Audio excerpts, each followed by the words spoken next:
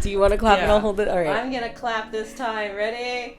Woo! Woo! Clapping. Yay. We're switching roles because this is the week of Hod, humility. Yes. And therefore, I cede over the leadership to Hayley. Very, very, I'm humbly taking over the leadership for this moment. With the humility that I know that this is not going to be super smooth yet. But we had this awesome off-camera practice. Yes. So that was humbling. So now we should be fine. What happens when it's not recording? Exactly. All right. Day 1 of week 5. Chesed of Hod. So Chesed, as we know, is like loving kindness. It's compassion.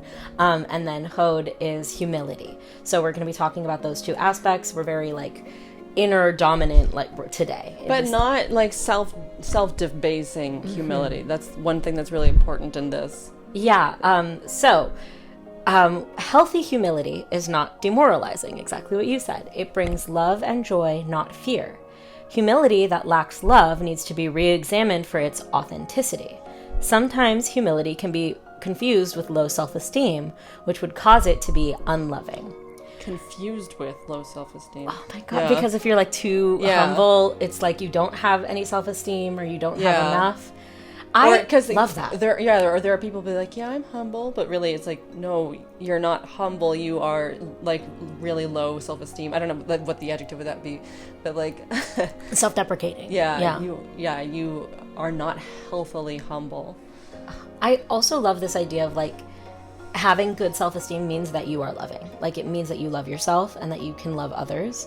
And when you don't have that, it's unloving, which I think is really important. I think it's kind of like knowing your limit. For example, you have good handwriting or you don't have good handwriting. Or if someone's asking, who's got good handwriting? I need someone to write something pretty. Don't volunteer yourself. First of all, volunteer yourself if you know you have good handwriting, but also don't be that person that be like, well, I know I have good handwriting, but I'm probably not the right one for the job. I don't know. I'm just going to not say anything. Yeah. But so it's you could actually be the person they're looking for. So don't be that self-debasing. And then there's the third one too, where it's you're really not that good at handwriting, and so this is also being humble though too, to know your talents. Yeah. And I'm just not the right person for the job. They're gonna find someone better than me. I think we talked about this. It's being able to take up the right amount of space. Yeah. Taking up the space that you deserve to take up, not too much, not too little, but the exact right amount is Hod. Yeah. Which I think is great. All right. Humility brings love because it gives you the ability to rise above yourself and love another. Arrogance in the guise of love means loving yourself, or what is even worse, making others an extension of yourself and your self-love. Yeah. Yep. Does my humility cause me to be more loving and giving? I'm trying to think of a good example, maybe of a time, because it seems like the easiest way to go would be those times when you do hold yourself back so that you can allow others to shine. Mm-hmm. I guess in D&D that comes up often, where I'll want my character to do something and they're like, well, I don't know, I'm going to hold back and see if anyone else answers, because I know that I'm very quick to say things, because I don't know, improv background and stuff, I know exactly what I want to do, but other people take a longer time to think, and oh, actually I want my character to do this. And so I'll be like, okay, good, you did something. And I otherwise, if I was too quick all the time, it might become, I might start to appear arrogant and stuff. I think that that's a good way to express it. So as a teacher, very often, one of the things that we try to do is we try to hold and wait and allow the students to fill up the extra space. Oh. So we hold back. Okay, excellent example of humility. This past week, I was unable to teach a class, and Jordan had to step in for me and saved my life by stepping in for me. But I know that you were kind of nervous about that. Yeah. But it wound up being exactly what the kids needed, exactly what they needed, and I've heard nothing but glowing reviews. So that makes me really happy. Yeah. So taking up less space and allowing other people to step in and acknowledging the humility that I needed you in that moment. So I was in a very humble place because I needed you in that moment, and then you had the humility to say I can do this. Well, yeah, because cool. I felt because I was I don't want to have to hurt. I don't want Hayley to have to worry anymore. I'm just gonna take it over.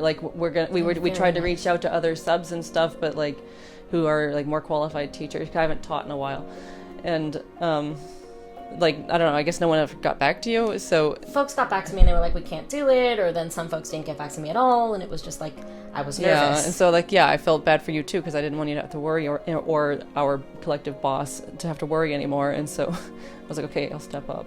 It was and really so, cool. yeah, it's taking up right space. Yeah, taking up the right amount of Yeah. space, and I'm glad you got to do it, and it's a group of kids that know you and love you, And so it was this great. was an act of love, too. It Yeah, because I was. didn't want him to worry, I didn't want you to worry. And then I don't want the kids to, like, be called and be like, okay, schools can't... I mean, they might not. They might be happy about that. But No. But they needed it. It was a good lesson for them, because it was also a good lesson for me this week, so it was very important. yeah. What else have we got?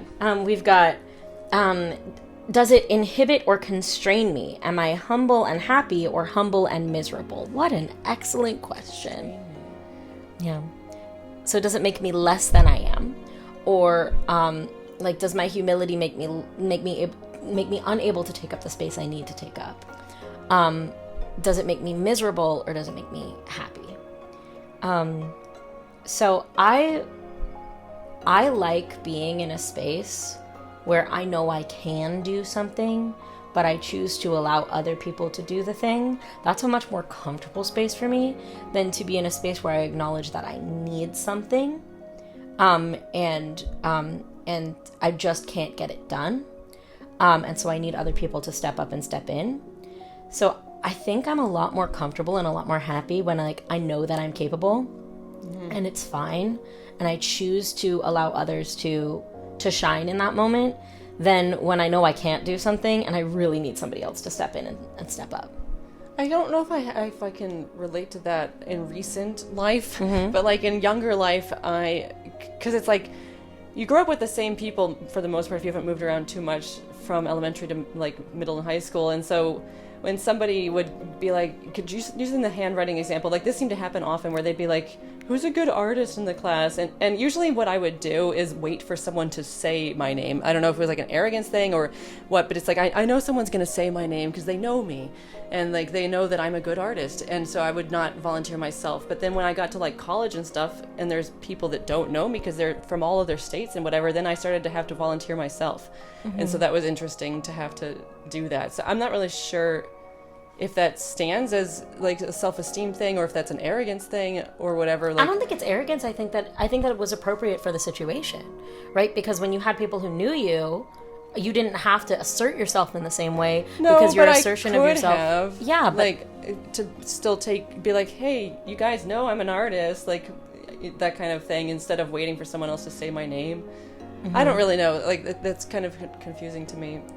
But then the other thing that I was going to bring up, as far as, what was it now? I've lost it. So one of those other things where I had to, like, stand up for myself.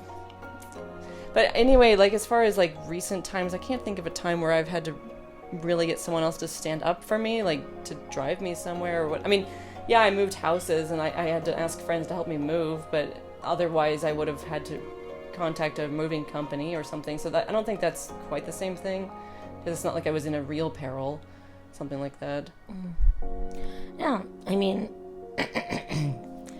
I don't know. It's an interesting thought.